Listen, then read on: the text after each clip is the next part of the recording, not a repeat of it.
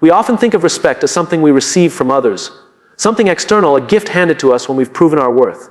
But the truth is, respect begins in the mirror. If you don't respect yourself, it becomes very hard to expect genuine respect from anyone else. People notice how you carry yourself, how you speak about yourself, and how you allow others to treat you. That becomes the standard. Think about how you talk to yourself when no one is around. Do you criticize yourself for every mistake? Do you downplay your achievements? If the voice inside your head constantly undermines you, it's easy for others to follow suit. Self-respect is built through the conversations you have with yourself long before you ever confront someone else's disrespect. There's also the question of boundaries. When you respect yourself, you create boundaries not because you're trying to keep people out, because you're trying to keep your values intact. You become clear on what you will tolerate and what you won't.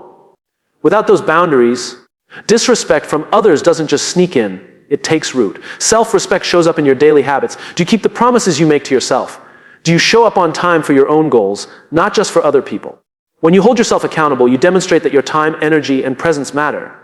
That consistency quietly teaches others to value your presence too. Confidence is another signal of self-respect. Confidence doesn't mean arrogance. It means standing tall even when you're uncertain. People naturally respond to the energy of someone who believes in their own worth. When you walk into a room with quiet confidence, you're already setting the standard for how others will engage with you. But self-respect is not just about appearance or posture, it's about alignment. When your actions reflect your values, you begin to live in integrity. And integrity is one of the strongest forms of self-respect. Even if others disagree with you, they sense that you are anchored. That kind of presence commands respect without a single word. At times, respecting yourself also means walking away. It means choosing not to stay in environments or relationships that consistently diminish your worth. That decision isn't weakness, it's strength. It communicates that your well-being isn't negotiable. People who truly value you will adjust, and those who don't will remove themselves. Self-respect is ultimately contagious. The more you practice it, the more others feel it. They recognize that they cannot cross certain lines with you, not because you shouted or demanded respect, but because you embody it. Respect becomes less of a request and more of an unspoken agreement. There is a temptation we all face when disrespected, the urge to fight back immediately, to prove ourselves right, to defend our worth in the heat of the moment. It feels natural, almost instinctive. But the question we often forget to ask is whether the battle in front of us actually deserves our energy. Not every challenge, not every insult, and not every slight is worth the toll it takes. Energy is a finite resource. The more we spend it on meaningless conflicts, the less we have for the things that actually matter. If you step into every argument that crosses your path, you end up drained, exhausted, and distracted from your bigger purpose. The greatest leaders and the most centered people learn the discipline of conserving their energy because they know that not every battle requires their presence. Choosing when to respond and when to walk away is not weakness, it's wisdom. It's the ability to pause, breathe, and ask, if I give my time to this, what am I giving up in return? Often, the act of walking away is far more powerful than any words you could speak. It communicates that your energy is too valuable to be squandered on pettiness. There is also an important distinction between silence and surrender. Walking away does not mean you agree with disrespect or injustice. It means you are choosing to fight battles that are strategic, meaningful, and aligned with your values. It's about channeling your voice where it will have the greatest impact, not where it will be drowned out by noise. The truth is, many people who disrespect others are seeking a reaction. They thrive on the conflict they create, and when you take the bait, you've already given them what they want. By withholding your energy, you deny them that satisfaction. You demonstrate that your sense of self is not fragile enough to be shaken by every provocation. At the same time, there are moments when silence is not an option, when the cost of not responding is too high. The key is discernment. You develop the ability to measure the weight of the battle. Will my response shift the situation, or will it only escalate it? Will engaging here help me protect my values, or will it only distract me from them? Learning when to walk away requires humility. It means accepting that you don't need to win every fight to maintain your dignity. True power is knowing you could engage, but choosing not to because the outcome is irrelevant to your identity. It's a higher form of control, the kind that comes from valuing peace over proving yourself. When you save your energy for the battles that matter most, your presence becomes sharper, your voice stronger, and your actions more impactful. People begin to notice that you don't waste yourself on trivialities, and that awareness alone shifts how they engage with you. You become someone whose attention carries weight precisely because you don't give it lightly. Clarity is a gift we often underestimate. When you are clear about your values, your limits, and your expectations, you make it easier for others to know how to engage with you. Ambiguity, on the other hand, leaves room for misunderstanding, overstepping, and even disrespect. Boundaries aren't barriers. They are signposts that show people where healthy interaction begins and ends. The challenge, however, is that clarity requires courage. It's not always easy to say out loud, "This is what I will accept, and this is what I won't." We fear being judged, rejected, or labeled as difficult. But the truth is, people can only respect what they understand, and they can only understand what you've made clear. Silence may feel safer, but it often leads to resentment. Boundaries are not about controlling other people, they are about taking responsibility for yourself. When you set a boundary, you are not trying to change someone else's behavior. You are defining how you will respond if that behavior occurs. That distinction is powerful because it shifts the focus from trying to manage others to managing your own integrity. Clarity also reduces conflict. When expectations are left unspoken, people fill in the gaps with their own assumptions. Those assumptions rarely align with your truth. By clearly articulating what respect looks like for you, you remove the guesswork. People may not always agree, but at least they will know where you stand. Sometimes the act of creating boundaries invites resistance. People who benefit from your lack of boundaries may push back when you finally draw the line. That discomfort is part of the process. The test is not whether they like your boundary, but whether you have the courage to hold it anyway. Respecting yourself means accepting that not everyone will celebrate your clarity. Clarity also demands consistency. If you set a boundary but don't uphold it, you unintentionally teach others that your words don't matter. Boundaries are most effective when they are enforced with calm, steady conviction. The moment you waver, you give permission for the line to be crossed again. Consistency communicates seriousness. One of the most liberating truths about boundaries is that they are not walls that isolate you. They are bridges that protect connection. By making clear what you can accept, you actually create the conditions for healthier, more sustainable relationships. People don't have to guess how to treat you, they know. And that knowledge fosters trust. Ultimately, clarity is a form of respect for yourself and for others. It tells the world, I value myself enough to speak my truth, and I value enough not to leave you guessing. Boundaries, when communicated clearly, become less about keeping people out and more about inviting them to meet you in a space of mutual respect.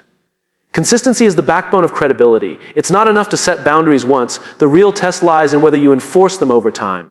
People learn how to treat you not by what you say in a moment of strength, but by what you do repeatedly. If your boundaries shift depending on your mood or circumstance, they stop being boundaries and start becoming suggestions. When you are consistent, you eliminate confusion. Others don't have to guess whether you'll tolerate disrespect today and push back tomorrow. They know exactly where you stand, and that clarity builds trust, even among those who might not agree with your standards. Inconsistency, on the other hand, invites testing. If you let something slide once, you signal that the line is negotiable. Consistency also protects your own sense of integrity. Every time you enforce your boundaries, you affirm your self-respect. You remind yourself that your values are not situational but constant. This inner reinforcement is just as important as the message it sends to others. When you hold steady, you strengthen the foundation of your character. It's important to understand that consistency does not mean rigidity. Life is complex and context matters. But there's a difference between being flexible and being inconsistent. Flexibility allows you to adapt while still honoring your core principles. Inconsistency, however, erodes those principles by making them subject to convenience or fear. The challenge is that enforcing boundaries consistently can feel uncomfortable. Sometimes it means saying no when it would be easier to say yes. Sometimes it means risking conflict or disappointing others. But every compromise you make at the expense of your boundaries chips away at your credibility, both in your own eyes and in the eyes of those around you. Consistency also earns respect over time. People may resist your boundaries initially, but when they see that you don't waver, they begin to accept them. What starts as pushback often turns into quiet acknowledgement. Your steadiness communicates strength in a way that words alone never could. Enforcing your boundaries consistently also sets an example for others. It shows them that it is possible to honor oneself without apology, and it encourages them to do the same. In this way, your credibility extends beyond you. It creates a ripple effect, influencing the culture of respect in your environment. When your actions align with your words day after day, people know they can rely on you. They may not always like your boundaries, but they will respect them. And that respect, born from consistency, becomes one of your greatest assets in navigating relationships, workplaces, and life itself. When someone disrespects you, the instinctive reaction is to defend yourself, to let ego take the wheel and fight back. But often, what comes at you isn't truly about you at all. Disrespect is frequently a reflection of the other person's struggles, insecurities, or unresolved pain.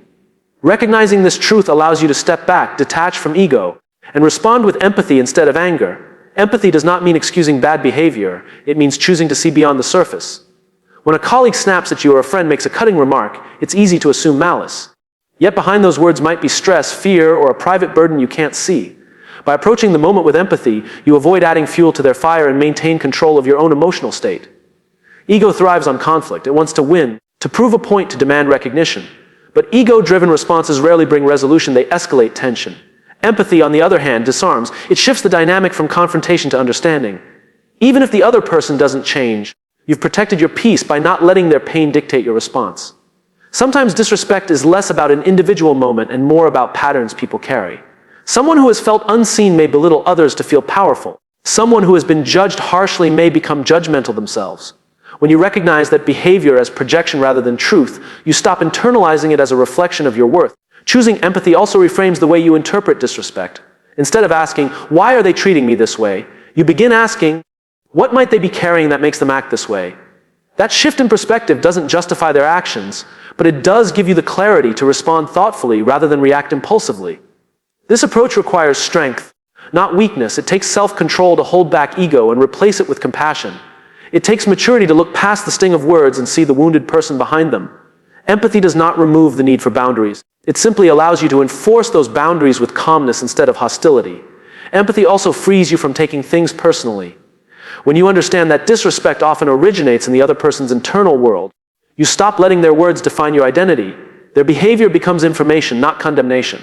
This perspective keeps you rooted in self-respect while remaining open to human connection. At its core, empathy over ego is about choosing perspective over pride. It's the decision to see disrespect not as a verdict on your value, but as a symptom of someone else's struggle. And when you respond from that place, you retain your dignity, your balance, and your ability to rise above the noise. In moments of conflict, the difference between a reaction and a response can change everything. A reaction is quick, emotional, and often fueled by ego. A response is deliberate, measured, and rooted in self-control. When someone disrespects you, they often expect a reaction. They want to pull you into their chaos. Choosing to respond instead places you firmly in control of the moment. Calmness is not passive, it is powerful. It takes far more strength to hold steady than to lash out. Anger may feel satisfying in the moment, but it rarely produces the outcome you want. Calmness, however, shifts the energy. It communicates that you are not easily shaken, and that you value your composure more than the fleeting satisfaction of retaliation. Reaction is about emotion, response is about intention. When you react, you hand over your power to the other person. They dictate your behavior. When you respond, you pause, reflect, and choose your words or actions with clarity. That pause is where your power lies. It creates space for you to act from principle instead of impulse. There's also a psychological effect at play. When you remain calm in the face of disrespect, it unsettles the other person. They lose the control they thought they had over you. In that silence, in that steady presence, you create a contrast that often forces them to reflect on their own behavior more than any angry retort ever could. Choosing response over reaction also protects your long-term credibility. People remember how you handle pressure. If you explode every time you're provoked, your influence diminishes. But when you respond with calm authority, even those who disagree with you cannot ignore the steadiness you bring to difficult situations. Calmness becomes your reputation. This doesn't mean suppressing your emotions, it means managing them. Anger, frustration, and hurt are natural human feelings. The key is to process them without letting them dictate your behavior. A calm response doesn't deny your emotions, it channels them into something constructive. That discipline becomes a form of leadership in itself. There will always be situations where the urge to react feels overwhelming. But every time you choose response instead, you strengthen your capacity for self-mastery. You prove to yourself that your peace cannot be taken without your permission. Each calm response becomes evidence of your resilience. Ultimately, calmness in conflict is not about winning the moment. It's about winning yourself. It's about proving again and again that you are the one in control of your words, your choices, and your presence. And that steadiness commands respect in a way that anger never could. The people around you play a critical role in shaping how you see yourself and how you handle challenges. When you are constantly surrounded by those who dismiss, belittle, or undermine you, it becomes harder to hold on to your own sense of worth. Respect is not just an individual practice. It is also reinforced by the environment you choose to live and work in. Respect givers elevate you. They listen when you speak. They acknowledge your boundaries, and they treat you with dignity even when they disagree with you. Being in the company of such people doesn't just feel good. It strengthens your resilience. It reminds you, in a world that can sometimes be harsh, that respect is possible and that you deserve it. On the other hand, being around those who consistently disrespect you slowly wears down your confidence. It conditions you to accept behavior that you should never normalize. Over time, you may even start questioning whether the problem lies with you. This is why your environment is so powerful. It either reinforces your self-respect or erodes it. Choosing respect, givers doesn't mean surrounding yourself only with people who flatter you. True respect isn't about empty praise, it's about honesty delivered with care. Respectful people challenge you without demeaning you. They can disagree with you while still affirming your humanity. That kind of environment builds not just resilience, but also growth. It takes courage to distance yourself from those who drain your sense of worth. Sometimes these are people you've known for years, even family or close friends. But choosing your environment wisely isn't an act of betrayal. It's an act of preservation. You can't thrive in a space that constantly undermines the very foundation of who you are. Surrounding yourself with respect givers also sets a standard. When you consistently engage with people who honor your boundaries and value your presence, it becomes harder to tolerate less elsewhere. You begin to carry that expectation into every new relationship, teaching others, without words, how you should be treated. The beauty of this choice is that it works in both directions. Just as others influence you, you influence them. When you bring respect into your environment, when you model it consistently, you create a culture where it becomes the norm rather than the exception. Respect multiplies in communities where it is actively practiced. Your resilience is not built in isolation, it is built in the context of relationships. By surrounding yourself with respect givers, you ensure that the energy around you strengthens your self-respect instead of depleting it. And in that kind of environment, you are far better equipped to face the inevitable moments when disrespect arises. Respect has a way of reflecting itself back. The way you treat others becomes the standard they use when engaging with you.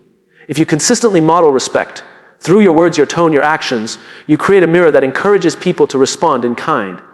Respect begets respect. Not because you demand it, but because you embody it. When you deny respect to others, whether through dismissiveness, impatience, or disregard, you send a subtle message: this is the level of interaction I'm willing to accept. People often rise or fall to the tone you set. If you treat them with indifference, don't be surprised when they return that energy. What you project is often what you receive. Modeling respect doesn't mean you must always agree or avoid conflict. It means you engage in disagreement without stripping the other person of dignity. It means you listen even when you don't like what you're hearing. In doing so, you demonstrate that respect is not conditional. It is a baseline expectation of all human interaction. The mirror effect also works in moments of tension. If you meet hostility with hostility, the cycle intensifies. But when you hold yourself steady and respond with respect, you disrupt the cycle. You create space for the other person to shift their behavior, even if only slightly. Sometimes, your calm respect becomes the very thing that diffuses their disrespect. There's also a lesson in consistency here. People watch not just how you treat them, but how you treat everyone. If you respect only those you deem worthy, your influence weakens. But if you extend respect broadly, to colleagues, strangers, even critics, you strengthen your credibility. People learn that your respect is part of who you are, not something you ration. This doesn't mean tolerating abuse or enabling harmful behavior. Respect is not the absence of boundaries. It is the presence of integrity. You can firmly say no, you can enforce consequences, and you can walk away, all while maintaining respect in how you carry yourself. That balance is what teaches others the standard you live by. Every interaction is an opportunity to teach people how to treat you. When you consistently model respect, you're not just reacting to the moment. You're shaping the culture around you. You show that respect is the starting point, not the reward, and in doing so, you invite others to meet you there. Respect is a mirror because it reflects both ways. How you treat others reflects who you are, and how they treat you reflects what you allow. By embodying respect in every interaction, you create a standard that cannot be ignored, a standard that quietly demands reciprocity without ever needing to be spoken.